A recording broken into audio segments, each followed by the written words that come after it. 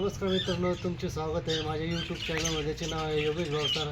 आज आपण बघत आहात की माझ्या मागच्या साईडला जो पिंजरा आहे, लवबर्डचा कोकाटेलचा पिंजरा आहे, तो त्यातली जी मडकी आहे ती आज मी साफसफाई करणार आहे. कारण काय झालं आहे, सध्या लवबर्डची ब्रीडिंग कमी झाली आहे. तर ती ब्रीडिंग का कमी झाली ते मी आज शोधलं ते. कारण ती मटकी जी आहे त्यात ती घाण झालेली आहे आणि त्याच्यातला जो थंडावा आहे तो कमी झाला आहे. तर आज मी ती मटकी बाहेर काढून थंड पाण्याने चांगले धुणार आहेत. त्यातली आतली जी घाण आहे ती सगळी काढणार आहेत आणि ती परत लावणार आहे काढून. मित्रांनो, आता जी मटकी आहे ती मी सगळी बाहेर काढणार आहेत. त्याच्यासाठी मी ना जे तोंडाला मास्क लावलं आहे, जेणेकरून आतमध्ये जी धूळ आहे ती नाका तोंडात जाऊ नये म्हणून ते मी सगळं पॅक करतो आहे.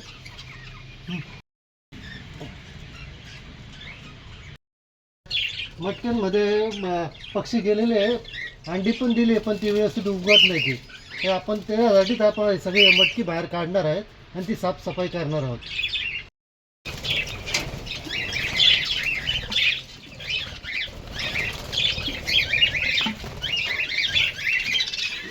मटकी सगळी रिकामी आहे.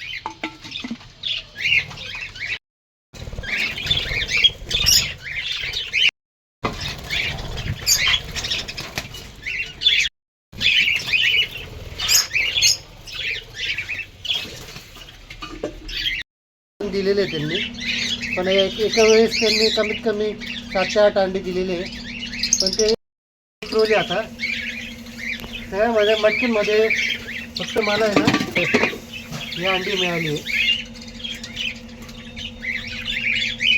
पण आता ही अंडी खराब झालेली आहे. आता त्यांना आपण धुवून परत व्यवस्थित फिट करणार आहोत.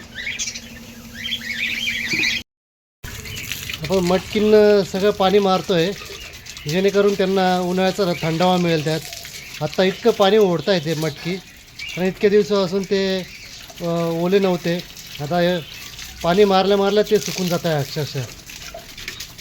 एक दिवस आपण पूर्ण यांना भिजत ठेवणार आहे आणि दुसऱ्या दिवशी आपण त्यांना फिट करणार आहोत. पुढे गेले आतून सगळी साफ करून घ्यायची मटकी. त्याच्यातली जी त्यांची विष्ठा आहे ती सगळी काढायची आपल्याला. प्रत्येक मडक्यातली सगळी विष्ठा काढायची आपल्याला. म्हणजे देताना ते चांगले अंडी देतील परत, आणि त्यातलं पिल्लं चांगले बाहेर निघतील. त्यांच्या मटक्यांच्या खाली पण आपण व्यवस्थित पावडर टाकणार आहे, जेणेकरून जे पिल्लं देतील तेव्हा मुंग्या लागणार नाही त्यांना.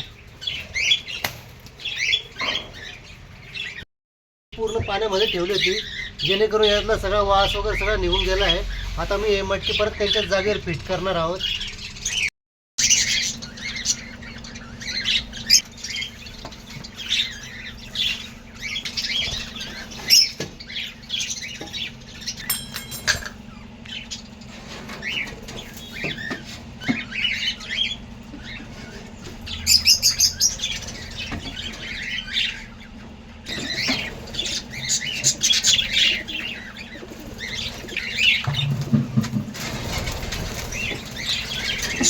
मटकी लावून झालेलं आहे.